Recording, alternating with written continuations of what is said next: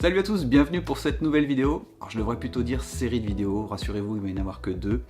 La vidéo est déjà suffisamment longue, elle fait 18 minutes, rien que sur la réalisation de ce claustra, et encore j'ai condensé pas mal. Je me suis dit, je vais faire une autre vidéo sur la pose dans les locaux de chez Rubio. Parce que oui, il s'agit bien d'un projet pour Rubio. Rubio m'a proposé ce projet il y a quelques mois. J'étais flatté parce qu'en tant qu'amateur, voilà, on ne s'attend pas à avoir des projets avec des clients aussi importants, donc merci beaucoup à eux de me faire confiance. Et en plus, je pars sur un claustra qui, sur le papier, on se dit que c'est pas forcément compliqué, mais en fait, comme j'ai donné de l'angle pour cacher au maximum la vue des gens qu'il va y avoir derrière, ça augmente pas mal les difficultés. Donc il s'agit d'un claustra pour séparer la plus grande pièce, faire un petit couloir qui va desservir des toilettes. Donc voilà, ça donne un peu d'intimité. Vous allez voir, cette vidéo démarre bizarrement. Je commence par dire voilà, je suis enfin revenu et blablabla, vous allez découvrir ça. C'est parce qu'en fait les rushs du refendage que j'ai fait chez Mika, parce que lui il a une scie à ruban et moi pas encore, ça serait tardé. Je les ai perdus, voilà, ça arrive. Donc j'étais un peu couillon et voilà. Donc je commence par cette intro pour vous expliquer le projet en tant que tel. D'ici quelques jours, voire 2 semaines, je vais aller installer le claustra sur Paris. Je sais qu'il y aura aussi Olivier Verdier, donc ça c'est cool, on va pouvoir se rencontrer, je vais pouvoir voir ses projets. Je vais vous filmer aussi la table ici, pour lequel on avait fait le piétement avec Mika et on avait contribué avec Sam pour faire la finition de cette table. Magnifique table, voilà. Donc je ferai quelques images pour voir vraiment dans son environnement final. J'en parle pas dans la vidéo, mais le bois vient de chez Mon Plateau de Bois. Je vous mets tout en description. C'est un site où vous pouvez trouver des essences de bois que vous n'avez pas l'habitude de rencontrer. Donc allez jeter un œil, vous allez voir, c'est plutôt sympa. Et c'est de la loupe d'orme de Sibérie et non pas de la loupe de peuplier. Je me suis mélangé les pinceaux parce que j'ai un autre projet pour Rubio. C'est un porte-magazine en zigzag que j'ai pas filmé et qui est en loupe de peuplier. Allez, fini le blabla, la vidéo est suffisamment longue. Je vous laisse avec les images. Allez, maintenant que tout est refendu, que je suis rentré à la maison, que j'ai attendu un bon moment avant de pouvoir raboter une première fois, le temps que le bois se stabilise après avoir refendu, histoire de libérer les tensions, je vais le raboter. Je vais d'abord le dégauchir, le raboter. Ici, il y a encore un autre bois, puisqu'ici c'est de la loupe de peuplier comme je vous ai dit. J'ai récupéré du frêne, parce que j'en avais pas assez pour mon projet. Donc je vais utiliser aussi le frêne qui est là, qui dans la teinte peut ressembler à peu près à la loupe de peuplier, en tout cas il est assez clair. Et je vais m'en servir pour les parties horizontales, lisse basse, lisse haute. Et puis pour l'encadrement que vous voyez ici, c'est là où il y aura le verre dépoli. Pour l'heure, j'ai sorti le t-shirt qui va me donner un peu des forces, Sangoku, parce que là, il y a quand même pas mal à dégauchir et à raboter.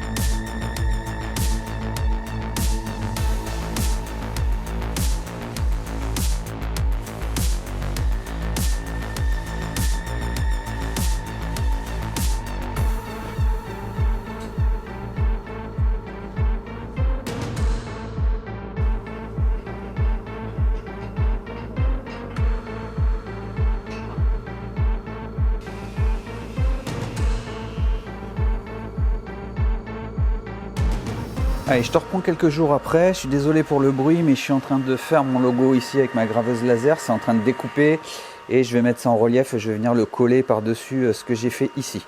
Voilà, bon, c'est pas le sujet de la vidéo, mais c'est pour t'expliquer le bruit que tu entends. Donc toutes les lames qui sont ici, ça va être les lames verticales, les lames horizontales. Et c'est très bien qu'elles soient plus larges puisque je vais te montrer après, je vais avoir un arc. Donc j'ai réussi à sauver 21 mm d'épaisseur une fois dégauchi, raboté. Alors c'est pas ouf en termes d'épaisseur, mais ça suffira bien, il est vraiment costaud, il va pas bouger. Et donc pour lui redonner de l'épaisseur, je le coupe avec un angle. Voilà, tu as l'impression du coup que j'ai plus d'épaisseur au niveau visuel. Voilà le claustra. Le fait de le couper en angle, de positionner toutes les lames en angle. Quand on va être sur le côté, on voit absolument rien. Quand on va être de face, on voit pas grand chose. En plus, avec le verre dépoli, hop, là je te cadre mieux, ça ira mieux. Avec le verre dépoli, on verra absolument pas qui y aura derrière. De ce côté-là, on verra un peu plus, mais en même temps, on verra que les jambes. À moins d'être très grand, on verra rien du tout. Donc voilà, je vais couper toutes les lames, toutes celles-ci, je vais les recouper à la bonne dimension. Ensuite, je vais les mettre avec l'angle désiré, c'est à 37,5. Donc il y a un double angle. Et puis voilà, je te disais aussi que j'avais plus de largeur avec le frêne, et tant mieux, parce que tu vois ici, je vais avoir un arrondi. Donc ce que je vais faire, c'est que je vais très certainement couper cette grande longueur là, et je vais créer l'arrondi sur la grande longueur. Et donc il faut que je regarde à peu près quelle longueur j'ai besoin. Et il me semble que j'ai besoin de 200 mm. Et ça tombe bien parce que j'ai des planches qui font 250. Donc comme ça, j'aurai un morceau ici qui sera fixé avec cette grande lame là. Et ici, bien, je viendrai me fixer soit avec des dominos, soit avec des Clamex, soit avec des Tenso. Je verrai bien ce que je vais pouvoir faire. Allez, go!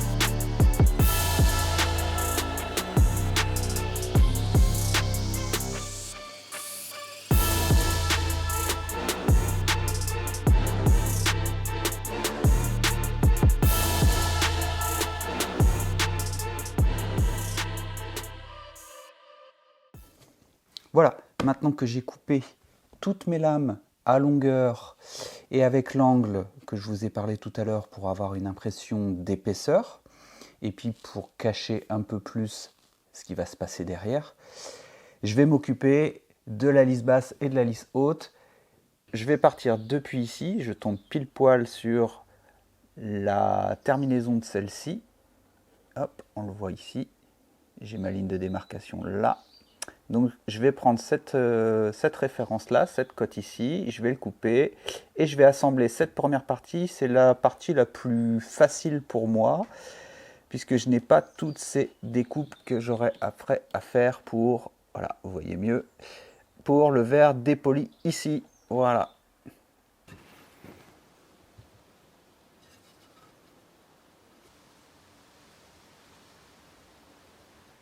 J'ai tout simplement fait un gabarit avec la distance que je veux sur mon plan et à l'angle désiré, là c'est 37 degrés, c'est l'angle que j'ai donné sur la coupe ici là. Donc j'ai tracé juste l'axe de la lame qui va monter ici, pour ensuite après le retracer avec mon rapporteur d'angle ici et me donner la position pour usiner mes tensos. Voilà ce que ça donne. Hein, donc il faut bien imaginer que cette partie-là, c'est la partie du dessus. Donc si je viens me mettre là, je suis dans le même sens que celui du bas. Voilà. Et il vaut mieux le noter parce qu'on a vite fait de faire des erreurs. Erreur.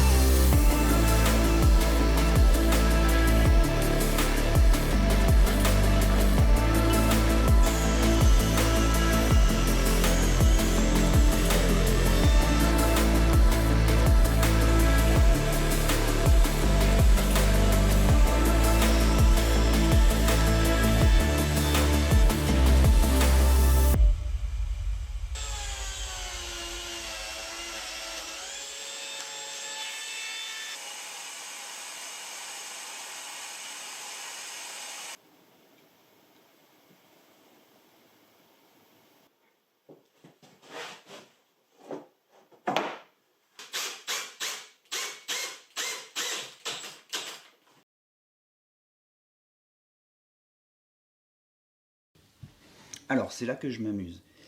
Autant ici, les lames sont espacées toujours avec le même angle, donc j'ai tout rapporté avec le rapporteur d'angle comme vous avez vu, et avec le même écartement entre chaque lame. Ici, c'est pas tout à fait la même chose. Je dois garder le même écartement grosso modo par rapport à celui-là, puisque ici tout en haut, on le verra après, je vais faire l'encadrement pour le verre dépoli. Donc il ne faut pas que ça fasse trop bizarre. Mais on voit bien que je suis dans ce sens-là pour les lames qui seront en façade, et je suis dans l'autre sens pour les lames qui sont sur le retour, qui feront l'écartement entre le mur et le claustrat. Et donc il faut donner une impression que les lames sont en train de tourner, en train de pivoter pour donner l'angle qu'il y aura de ce côté-là. Voilà, ça me semble pas mal. Ça fait pivoter comme il faut et après je repars dans le bon sens. En même temps, ça me cache un petit peu le côté pas très joli des flammes qui vont dans ce sens-là et celles-ci qui sont plutôt dans ce sens-là, dans le sens du bois normal. Je trouve que ça cache bien et de ce côté-là, bah, on le verra quand on ira aux toilettes, mais il faut vraiment avoir l'œil dessus. Donc ça va, ça me semble joli. Et vous avez vu, j'ai fait ceinture bretelle, j'ai rajouté des vis en plus de la colle et des tenso. Je veux absolument pas que ça bouge. Le fait qu'il y ait un vitrage ici, même si c'est un vitrage sécurité, je veux absolument pas que ça fléchisse, que ça bouge de rien du tout. Il va y avoir du passage, donc je sécurise le tout.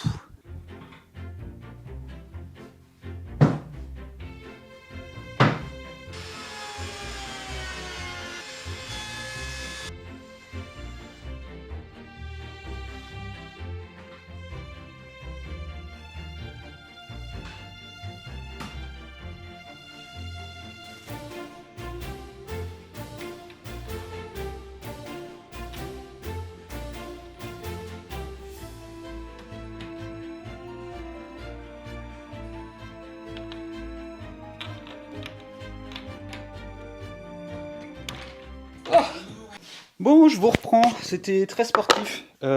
Du coup, ce que j'ai fait, c'est que j'en ai enlevé un sur deux. Et je mettrai bien de la colle comme il faut. Là, on voit qu'il est contraint. Donc, quand je vais le coller, bah, je vais bien mettre un serre-joint pour éviter qu'il soit trop décalé. Voilà, comme ça. Et ça suffira bien. Voilà, il y en a trop, donc forcément, c'est compliqué.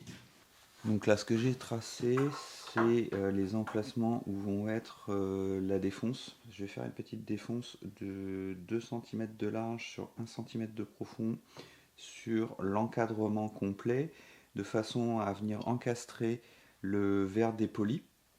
Donc il va venir buter contre l'encadrement existant. Et derrière, ça me laissera de la place pour venir mettre des parts closes. Allez, je vous reprends après un petit moment parce qu'il y a eu un loupé au niveau de la caméra et au niveau de mon travail. Vous m'avez vu avec la défonceuse sous table là-bas, passer les lisses basses et lisses hautes. Et au départ, j'avais fait en sorte de m'arrêter ici pour éviter justement que le bout s'en aille. Et bien ça a pété parce qu'en fait il reste très peu de matière, on voit bien que l'angle il est assez important, donc il restait très peu de matière et ça a pété. Donc ça a pété en haut, ça a pété en bas, donc j'étais obligé, j'étais contraint de rajouter des petits bouts. Comme j'ai pu, j'ai essayé de respecter un peu le sens du fil du bout de bois là. Et franchement, c'est pas super joli, mais ça m'évite de refaire une lisse haute, une lisse basse, au risque que ça repète, sachant que j'en ai plus. Il va falloir que j'aille rechercher tout et tout. Donc bon, je me dis qu'avec une fois on aura mis du rubio, ça devrait plus se voir. Et après, il faut avoir l'œil dessus. Et on voit bien ici, là, il faut que j'ajuste encore un petit peu, de façon à ce que ça file bien. Mais grosso modo, ça fait quand même... c'est quand même assez discret. Ce que j'ai fait ici, parce qu'après je vais mettre des parts closes. Donc je vais mettre une part close ici, une part close là et une part close là-bas. J'ai décidé de ne pas en mettre ici, puisqu'en fait il me restait vraiment très peu de matière. Et j'aurais eu vraiment beaucoup de mal pour clouer quelque chose, clouer la part close. Hop, donc je le prends d'abord, Je l'écarte un peu ici et après je viens le tirer vers moi.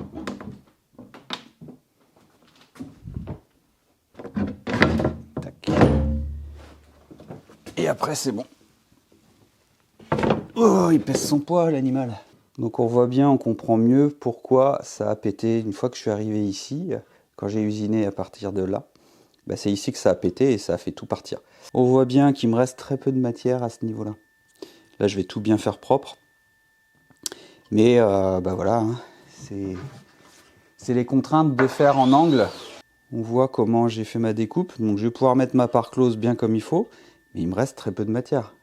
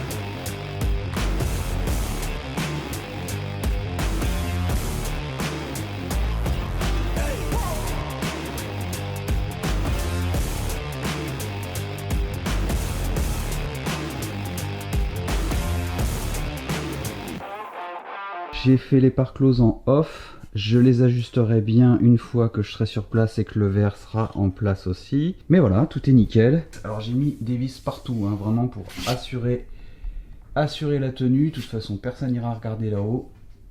Et ici, j'ai mis un Clamex qui est en attente. Une fois que je viendrai m'installer, je viendrai le verrouiller, comme ici.